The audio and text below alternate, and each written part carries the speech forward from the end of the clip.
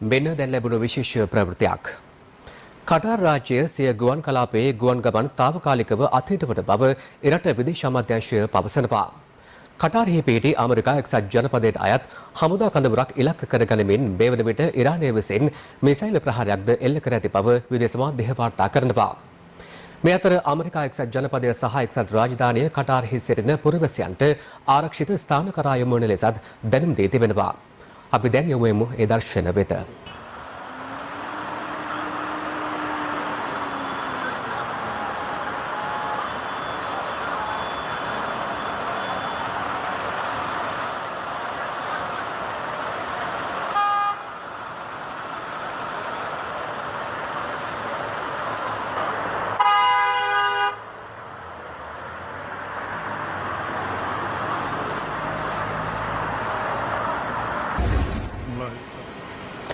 මෙන්න විශේෂ ප්‍රවෘත්තිය යලිත්. කටාර් රාජ්‍ය සිය ගුවන් කලාපයේ ගුවන් ගමන් తాවකාලිකව අත්හිටවන බව එරට විදේශ අමාත්‍යාංශය පවසනවා.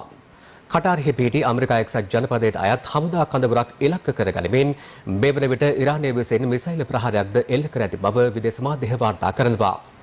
මේ අතර ඇමරිකා එක්සත් ජනපදය සහ එක්සත් රාජධානිය කටාරෙහි සිට පුරවැසියන්ට ආරක්ෂිත ස්ථාන කරා යොමු වන ලෙසත් දැනුම් දී තිබෙනවා.